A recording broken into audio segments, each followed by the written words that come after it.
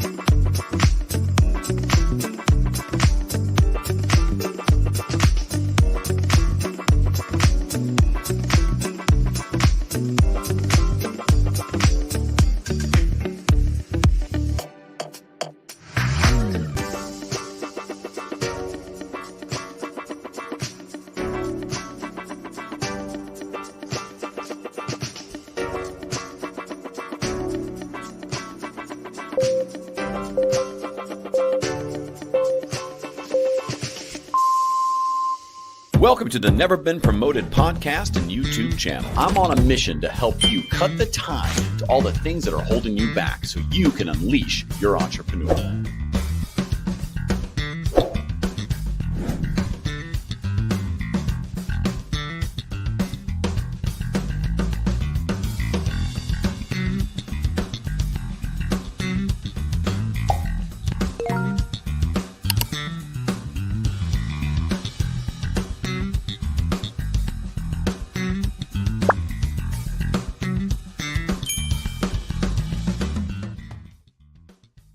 I've always wanted to do that dramatic entrance. I had to do it. I've never pulled it off. Thank you. For those listening on the podcast, I just did a spin move with my chair. Pretty exciting. Hey, we're joined today by Robert Brill of Brill Media. He is the founder of that, but he knows content. He knows how to do messaging right and take you from this idea of, hey, this should work to this will work in a kind of a formulaic and smart way to do this. So we're going to have that conversation here shortly. If this is your first time here, and if you've been back, you know our mission, but I always say it's to help entrepreneurs get better at entrepreneurship by cutting that tide, all the kind of crap holding you back. And that's those fears, those excuses, people in your life. And likely it's the kind of, oftentimes it's you, it's your former self you kind of need to let go of. I really want to help as many as we can in this world, and we learn things from our guests. Before we get going, my one shameless plug is go to youtube.com. Give a subscribe at Never Been Promoted. And if you listen to the podcast, just take a moment and maybe rate it 5-star. If you don't think it's 5-star, hit the pause button. Jump on LinkedIn, find me, and tell me why you think we can improve. We will. All right, enough shameless plugs. Let's bring in Mr. Brill to the stage. Mr. Brill, how are you? Hey, Thomas. Thanks for having me. It's my pleasure. You're coming from LA, so anybody from LA is big time, right? Just be able to afford to live there. It's expensive. Taxes are high, but the weather's good.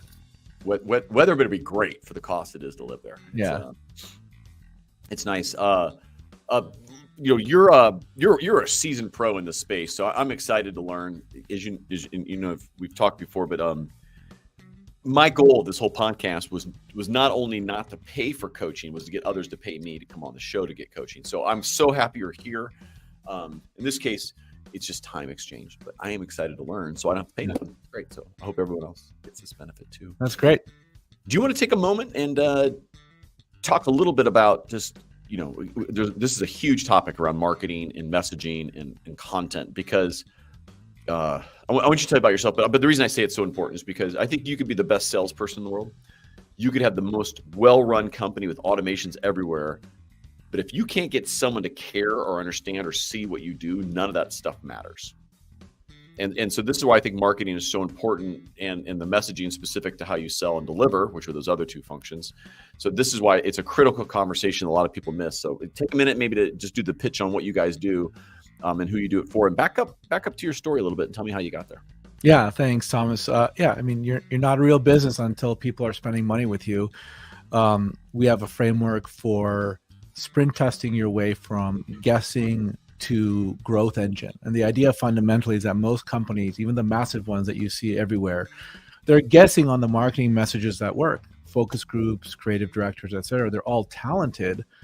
But until you put messages into the marketplace and get real people to vote whether or not they actually like your messages, and if they're willing to spend your time and effort to get to your landing page, et cetera, you haven't validated whether or not your advertising works. So our job is to ensure that you're spending as little as possible on messages that don't work, and as much of your advertising investment on messages that do work. And it just takes 2 weeks. It's $900. And when we've done it for ourselves, we've lowered our lead cost 76%. And the new leads that we're getting turn into more money faster. And this works for B2B and B2C e-commerce as well. Very briefly, I've worked in advertising for 21 years, all on the agency side. I've been bootstrapping and growing my agency, Brill Media, for the last 11 years. And our job is to help agencies and advertisers drive more leads, more sales, and stop guessing at their marketing. Yeah. You have incredibly deep experience in the space. It's like a lot of people like myself, you end one career and you trip and fall into marketing as the next, right? So it's like I recognized it. I think a lot of people don't recognize that, and that's why there's such bad reps around marketing agencies, is because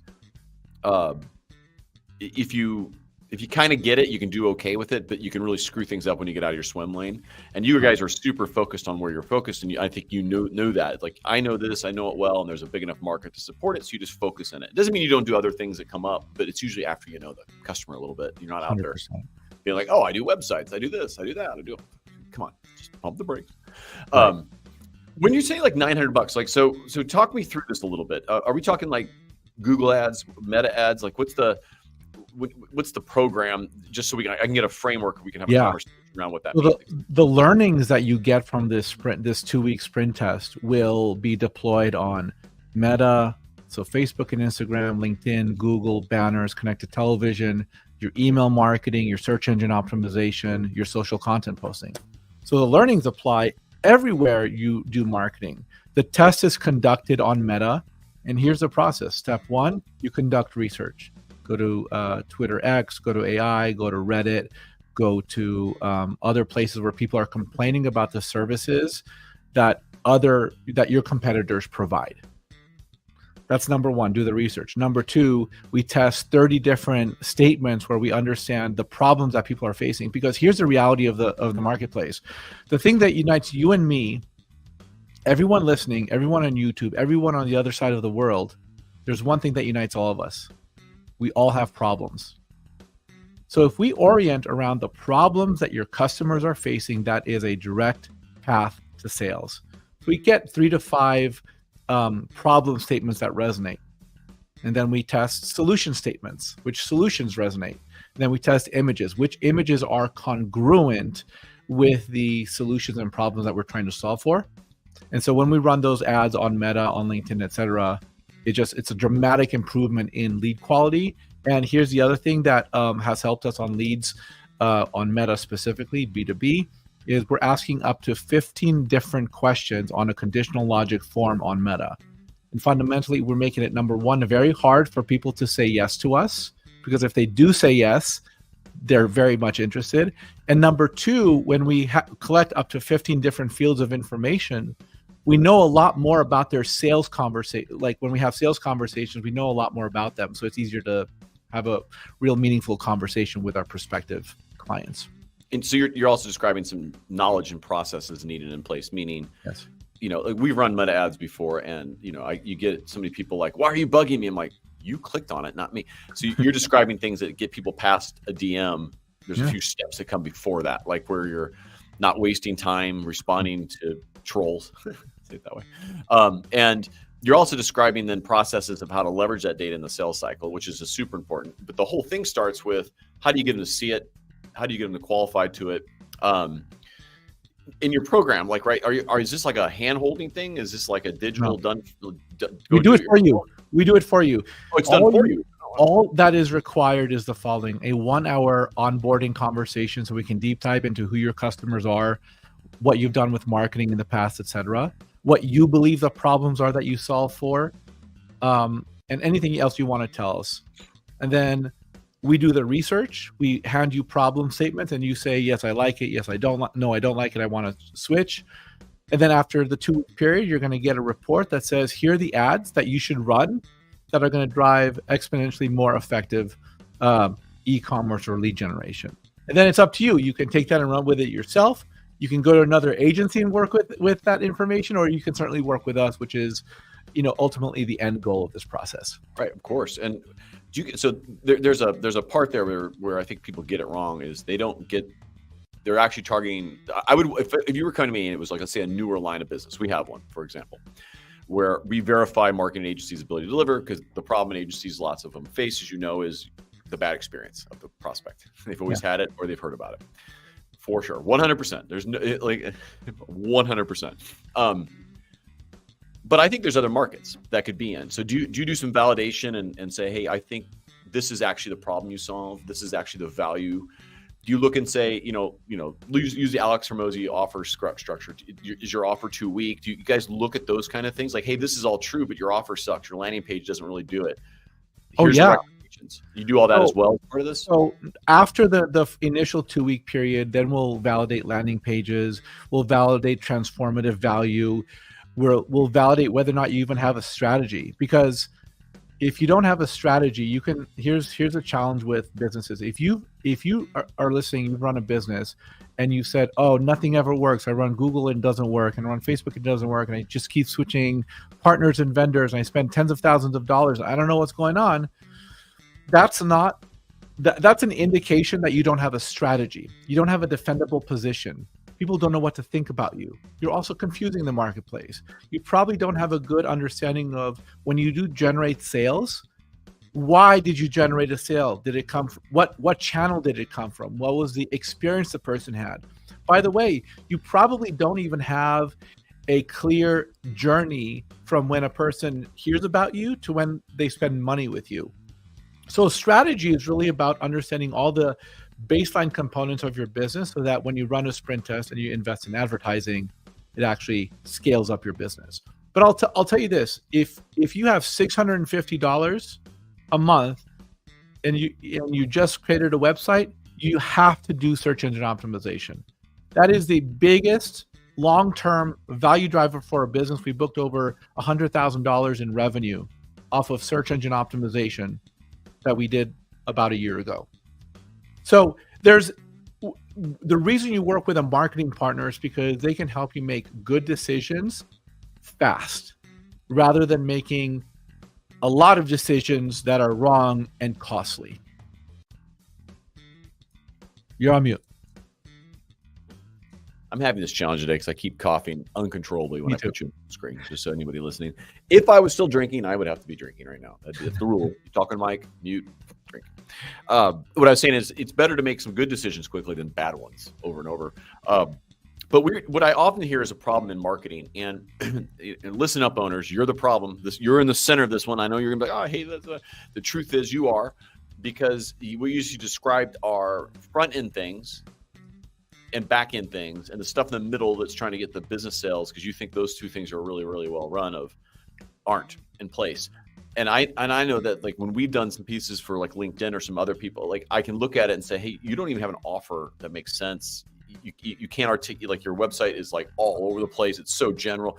Like, don't do any ads, because don't do anything until you've solved these things. But then you're also like, well, I'm going to lose revenue if I don't help them do the thing they want to do. But then you're at 90 days and they're out, and you're like, and so if you're out there switching partners every 90 days, people who are listening right now, likely you might be at the center. There are some bad agencies, but a lot of them are pretty good. But you just identify the thing that you can help somebody with, as part of when you end up trying to get people to your site, because that other stuff is why they either buy or don't buy, or stay or don't as well. It's a diagnostic process. If I get on a sales call and people are like, nothing has ever worked, because you don't have a strategy. If I get on a conversation and they say we've run a lot in advertising, but our lead quality is low, okay, so you need a sprint test. If you're spending upwards of $50,000 a month, you don't need either of those things. You probably just need better ad buying, which is, at the center of what we do, because we're ad buying experts, and that's all I've done for the last 21 years professionally. So Yeah. it's easy to diagnose where a person is based on the things they tell us.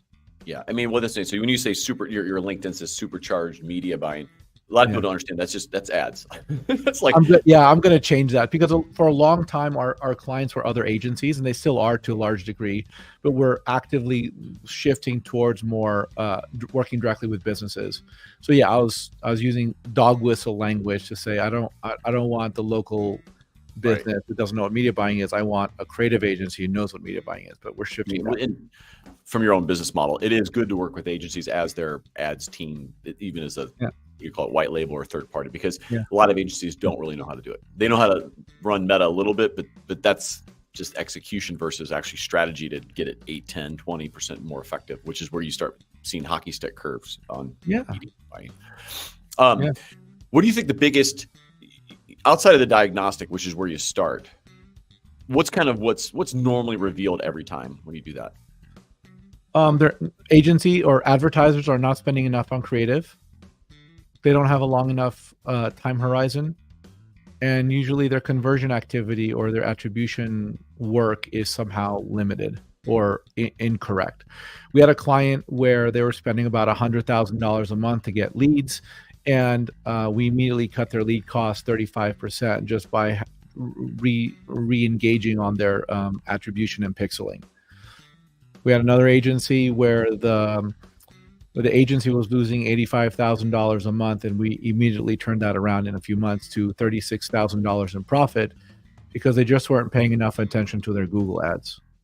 And so we triaged the heck out of that, and we tested a bunch of things that basically, number one, turned a profit for the agency. That's number one. And number two, for their advertisers, their clients, 54% higher return on ad spend. So it's just a matter of like understanding the basics, having talented people, and then executing on it every day.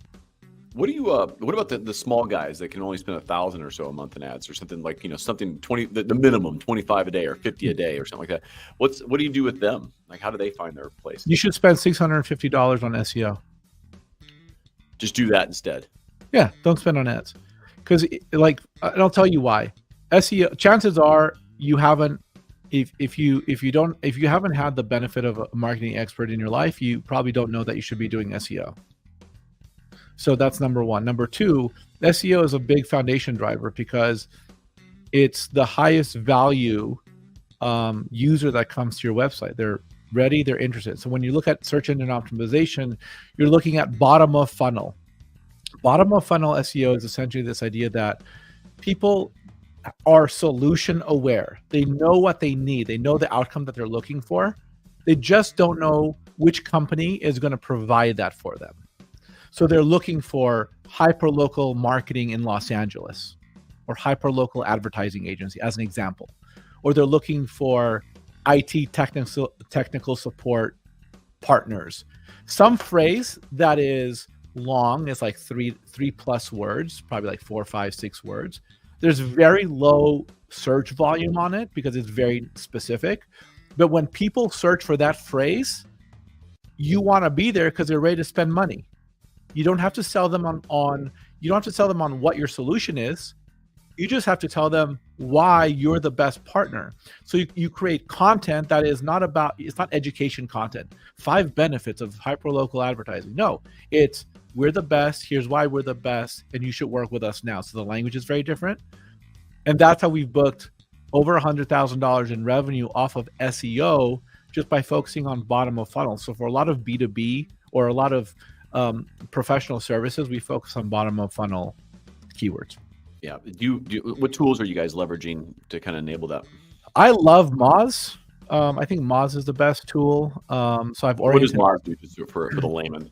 It's Moz.com. It's a tool that helps you understand, like when you put in a URL, it tells you the domain authority or the domain score. So it's like 0 to 100. 100 is like, or 99, or 93 is like Forbes and YouTube and Facebook. 0 is like a site that just got published yesterday.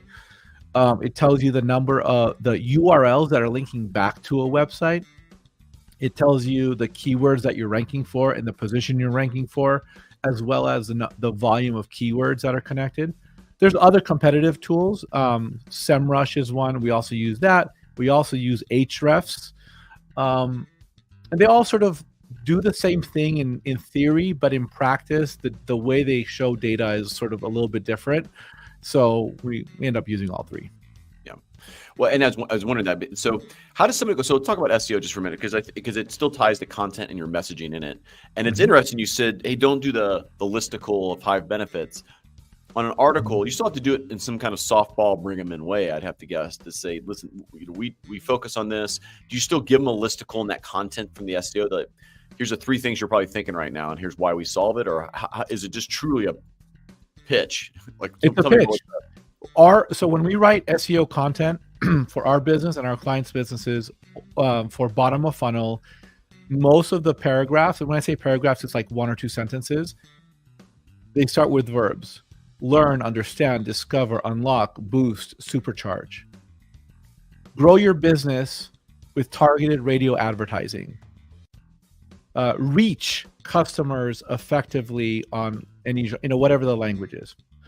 So and we also have templates, right? Like, it's easy to create off of a template. And we also have shortcuts to make images work really well that are completely new, separate images, but we have processes to speed that up as well.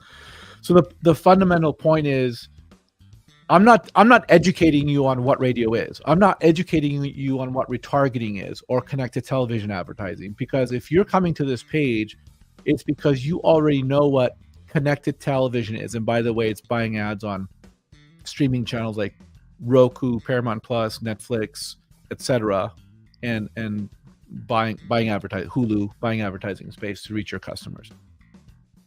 So I'm not educating you on that, because the people who want to go to an education page are not decision makers. They clearly don't know what they're looking for, and they're trying to use that information to assemble a report or some other thing. I don't care about those people. Right. I want people who are like, I need connected television advertising. Verb on why you should be working with us. Would another approach on that SEO be like, if someone doesn't know it's connected advertising, like, I need to show my ad on Roku or something like that, like very specific form of it. And so do you, like, when you're doing this content, and I think the point is you're not guessworking there. You know that people are looking for that. That means when you have something written about, hey, this is how you use Roku to get your more in front of people, and this is why people choose us. That's the ad. I mean, that's your content. That's your SEO page. Yeah. Now, one of the cool things about Moz is that it shows you the top 10, and SEMrush and Ahrefs does this too, but I like Moz. It shows you the exact pages that win for those keywords in the top 10. So you get to see, are these the types of pages you need to create to win. One of the best tricks in the book is creating a top 10 list. So we'll create a top boutique agencies in California. I think we rank for that or something similar. And I just take Brill Media, put it at the top. Now, granted, you're on the domain. You're on brillmedia.co. So if you're paying attention, you realize what's happening here. You're on the domain, brillmedia.co. Number 1, top boutique agencies in California, Brill Media. And I just list a bunch of others. A bunch of other non-competitive ones. Directly competitive. Because it all ties together of reality of like how it was ranked. Yeah. I mean, that's fine. I don't care if like 1 out of 10 of those people becomes our client. That's fine. It's free. I'm not here to put down 10 other agencies. I'm here to build up my agency. Right. Well, I mean, it's a very unique. I'm a big fan of in social media commenting on your competitors' trending posts, and get a thread starting with, they're like, hey, whoa, I'm hijacking your post at this point. So that's a fun technique as well, and I like that. Okay, so you talk about the low search volume. Yeah. Let's say something specific to what you solve or you could solve for. Let's see with that. How do you discover those? Same tool? Yeah, Moz, Ahrefs, SEMrush. So the biggest work in SEO, like SEO is a lot of things, but fundamentally it's just research. Like the heart and soul of SEO is research. It's constantly looking at what Google is ranking at the moment, and allowing you to understand where you should be focusing your energy. So you just do research. So you're looking for domain scores that are in line with whatever your domain score is or lower. Like, so I'll give you an example. If I when we started our SEO journey in October of last year, our domain score was 22, and in 6 months by April, because we started like October 29th or something, by April of 24, it was 34. Our domain authority was 34. So now what that means is I have the ability to rank for keyword phrases that have a higher score, a more challenging score. So you just look at, like, if my domain authority is 34, what keywords are around 34 that I could rank for? It's just constant research, constant content creation. There's other technical sides of it too, but at some point you get done with that. Okay, so you get through and you're trying to pick in the tool. So I like that. So you have some ideas of what you could do. You search for it. You find one that has a domain or a rank score near to what yours is. So Yeah. meaning, like, if you're doing something LinkedIn, for example, an extreme, LinkedIn's going to have everything in the 90s for domain authority on LinkedIn. Yeah. So don't. But if you're, like, let's say doing something you said for like SEO for LA businesses in the movie industry, and you see one that's around 32 in the research, you take that statement. Does that become then your H1 on your title of your take that now and go tell me what you do next on the content writing side of it? Yeah, we're going to come back into ads for those listening. We're going to come back in how you would drive someone, then even to that from an ad standpoint. But now that I have my thing, hey, I think this is a good phrase. What do I do with it? Yeah. So number one, I write an article. Like, I might use AI to tell me what the 3 to 5 ideas should be. I write the article. I make sure not to use AI for the article, like the actual end content. And then you spread. Usually you're going to have one keyword, and then you're going to have several additional keywords that are closely related. So in that same article, right? And so you're going to write the article, mention the keyword, put like you said, put the keyword in the H1, create upload images, make sure one of the key images has the phrase that you're trying to rank for. Is like a tag or something. There's an alternative word. No, yeah, image, like, actually says it on the image. Inside the image you have alternate descriptions, and you have titles, and you have the name of the image as well. So, like, if my main image is what was the keyword that we said that we're working on? It might have been like I said, like SEO for LA agencies focused on something like, the movie industry or something like this very niche. Top movie marketing agencies. Let's say that's the keyword. Top movie marketing agencies in Los Angeles. Angeles. So I would pick my image, rename the image Top Movie Marketing Agencies in Los Angeles, upload that to my WordPress or wherever I'm uploading it. So that's a reinforcing component there. I would have a title that is close to that. I would have alt text that is a descriptor of whatever is happening there that relates to that keyword phrase. I'll write an article with that phrase 2 or 3 times mentioned in the article. Doesn't have to be particularly long. And I would go on the back end of our website. We use Yoast, so I would use Yoast to make that key phrase "movie marketing agencies in Los Angeles" be the focus phrase. I would write a description of the page that includes that phrase as well. Brill Media is one of the top movie marketing agencies in Los Angeles, which is the descriptor of the page. It's only on the back end. And that's a big part of it. And we have someone on our team who kind of like just does that all day for ourselves and our clients. Yeah, and that's really, okay. So how would you use an ad with an SEO article, or can you? I probably wouldn't, because an SEO article is a side door entrance to your business for that particular use case. What I'd rather do is create a landing page that is more organized around a simple. The development of a landing page is very different than an SEO page and a general homepage. The landing page really asks people to take a single action: submit your information, buy something, or whatever else you want the person to do. So The challenge with a website or an SEO page is that you have a bunch of links related to your website. Like you might have like 10 or 15 links available for a person to click on, and that creates immediate information overload or decision fatigue.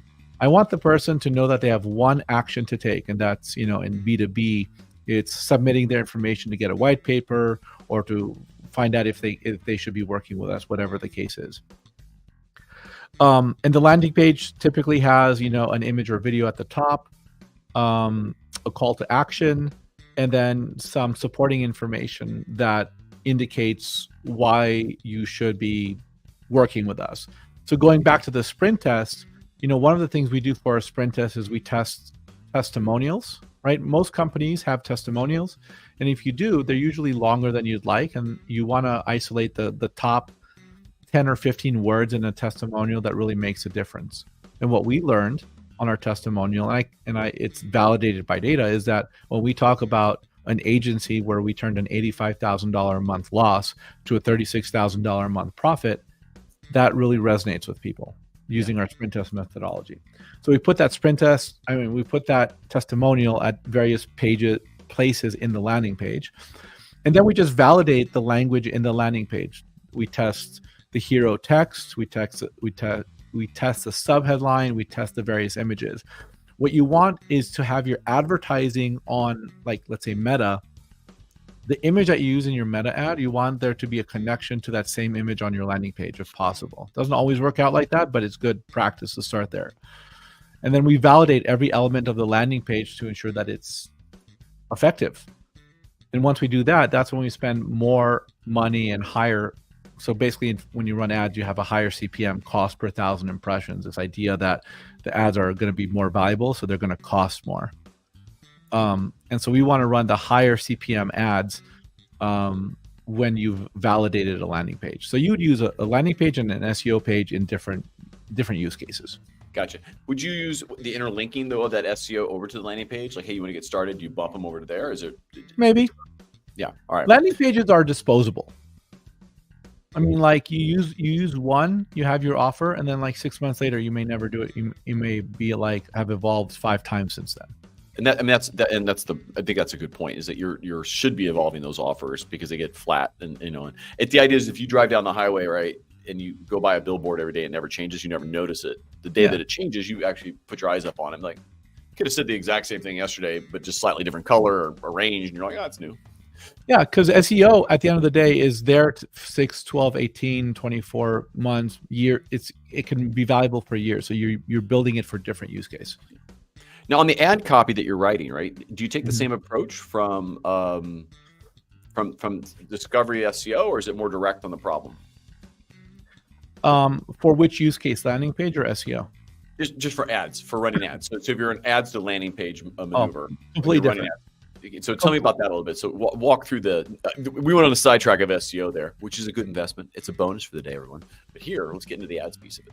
Yeah, with the ads piece, you do your sprint testing on problems, solutions, transformative value, etc. And then you create ads that are going to leverage the winning statements. So like when you look at a Facebook ad, for example, at the bottom of it, you have text, and that text is usually, that's called the headline.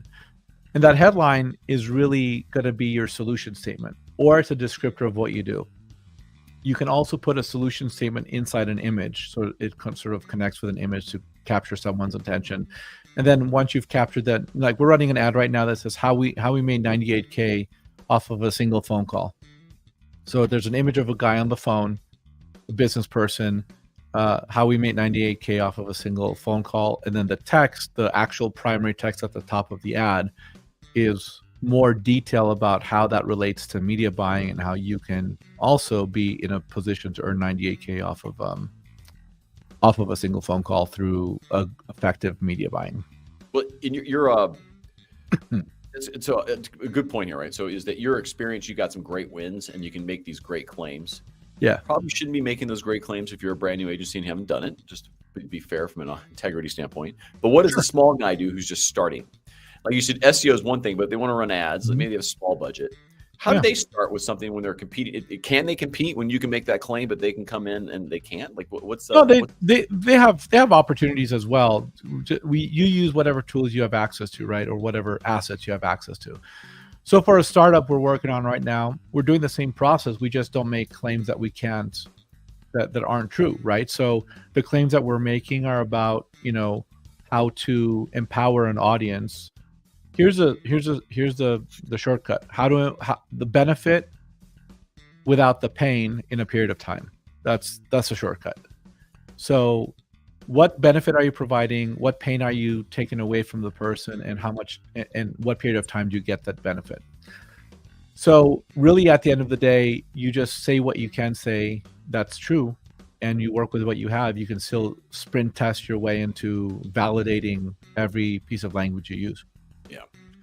And then when you're targeting, do you have like Google, whatever else, anything you like from a trend? Maybe just talk about a little bit of trends going on here. So, I heard recently here in 2020, late 2024, that Meta is getting more expensive. So a lot of people, I don't know if it's true or not, but just anyway, the point is, what media platform do you like for ads still the best, and why?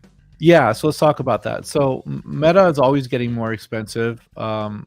My milk is also getting more expensive. Everything's getting more expensive, right, at the end of the day. So what here's kind of our shortcut to ad platforms. Number one, if people can search for you easily and it's a clear indicator that they want to buy, you want to be on Google. So flowers near me. What does the person want? They want flowers near me. If you're a flower shop, you should be advertising on Google. If you have some sort of visual product or service that that may not have immediacy to it, like flowers near me, you'd want to advertise on Meta. Meta's Facebook and Instagram has the absolute best algorithm in the marketplace. It is the best at matching a person's immediate buying habits or needs to an advertiser that's providing the solution. And if you don't believe me on that, take 10 minutes, go visit the websites for like Vegas casinos and hotels and shows and whatnot, and your Facebook feed is going to be bombarded with Vegas ads and flights and hotels. I did it with a hot tub once. I was researching. The crazy thing here, I was even just talking about a hot tub. I don't think I actually searched anything, and it ended up my Facebook feed. Yeah, they are spot on with that. They are. Yeah. So it's surprisingly good for B2B.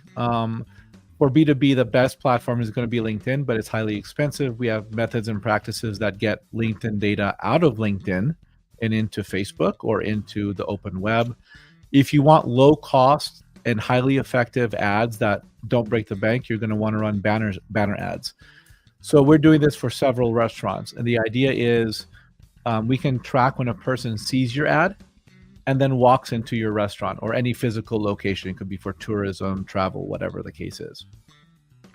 So the idea is we serve a bunch of ad impressions, and we can draw a polygon around your store location in one of our platforms.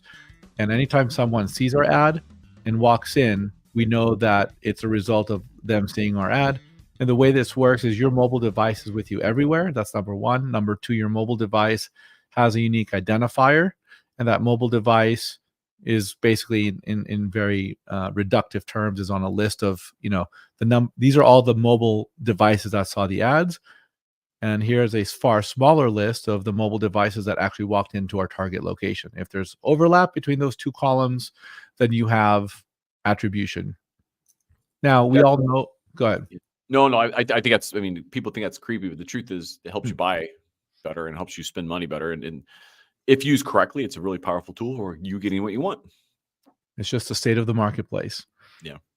Does that go away with any of the limitations on data collection moving forward? I mean, California with the CCPA, is it, and the GDPR, and Europe, like there's some data restrictions coming. Do you think that affects, or is it just opt in and it's fine?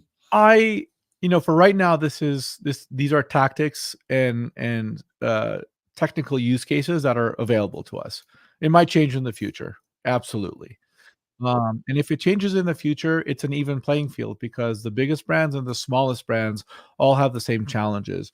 And I tend to believe that when there's some limitation in the marketplace, it ultimately benefits small brands because small brands Big brands can't use the tactics and tools that were once only accessible to them, and it actually helps small businesses.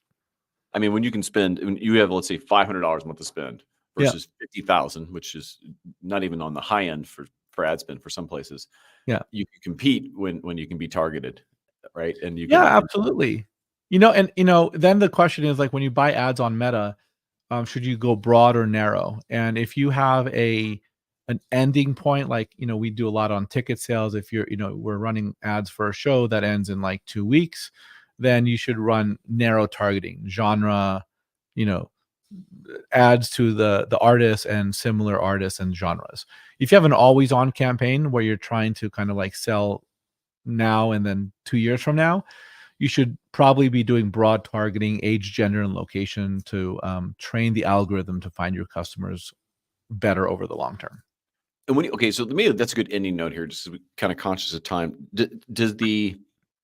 Based on an ad, where does the algorithm train? At the campaign level, the ad level, at the overall? It can't be overarching account, because if you're an agency, then it'd be super confusing. So At the campaign does it level. be campaign level, and so it does learn as you put ads in there. As long as they're similar, I would assume, around a solution or problem, it has a better idea of who to put that in front of.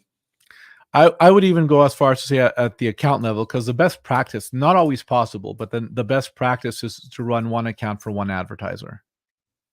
So really the account gets trained and then the campaign level gets trained. So if you do broad targeting and you have all your ads in one account, one campaign, you have a really good shot at letting Facebook understand who your best customers are and when to reach them.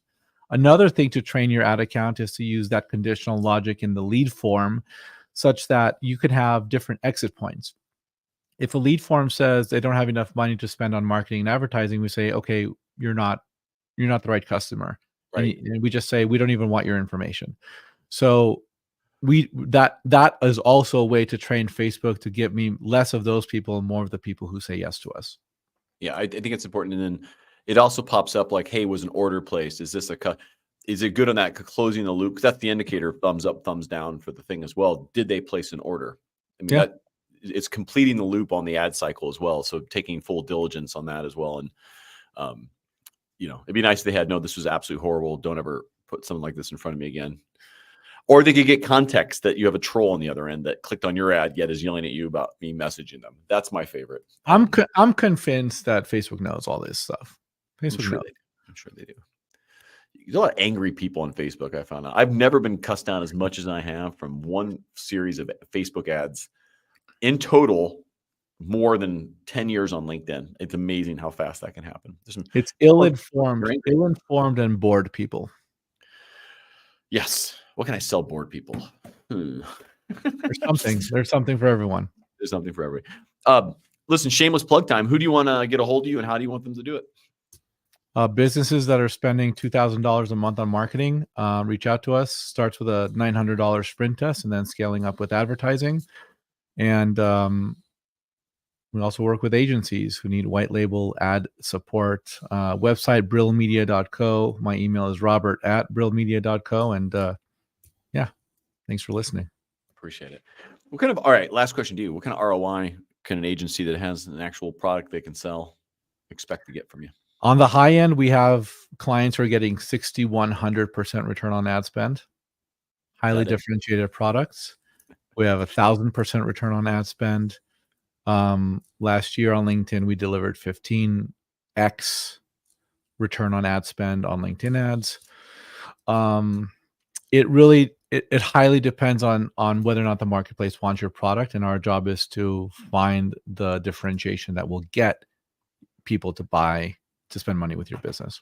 I like it. Yep. And I think that's part of it, is also listen to your agency, like yours. It says something to the effect of, hey, we've done this before. I would recommend doing it this way because we see results that they have a slightly different slice of pie, but these people buy their pumpkin pie. They're not going to buy whatever that is. We had a client, we had an e-commerce client that was facing massive regulatory headwinds, challenges, all kinds of challenges, and they were getting above 300% return on ad spend. That's great. Listen, 3x in your money, you should only put more money in, honestly. Right. So, right. Duh. And, well, there's some kind of market cap. At some point, there's not enough people or you can't service it. But the truth is, you should put a lot into that because that's how you build a business. Robert, thank you, man. I appreciate it for coming on today. I'm going to put you in the periwinkle room and get you at the end in a second. But thank you. Hey, listen, everybody who made it today to the point, listen, great information. I've learned a lot, learned a couple new tools from Mox. I've heard of SEMrush and some of the others, but Ahrefs. But just from the idea of how you leverage even SEO, that was like a really nice bonus part to learn about a little bit, and how it's, the landing pages are throwaway, and how you do your ads matters. And the fact is that I love about how Robert does this at his company is they start with an assessment. Now you got to put some money in because there's actual work getting done. And if you're expecting things for free, you're not going to get probably a good quality, honestly. So a little money invested is going to be a really good use of your time, because even after you do that with those guys, it sounds like you can still go anywhere you want and go do it yourself. So smart move. I like that. Doing an assessment first to understand where you are is great. Marketing, by the way, is tough. Is of all the things you got to learn how to do as an entrepreneurship, learn how to buy ads, create landing pages, get people to come to your stuff is one of the hardest aspects of it. And maybe one of the ties you got to cut is sometimes to maybe false beliefs of how things actually work on these systems or things you're scared about. Don't let that stop you. Go talk to a pro and see if they can help you navigate through it. Until we get out there, meet again, I want everyone to know that I really appreciate listening to the Never Been Promoted show, and get out there, go unleash your entrepreneur.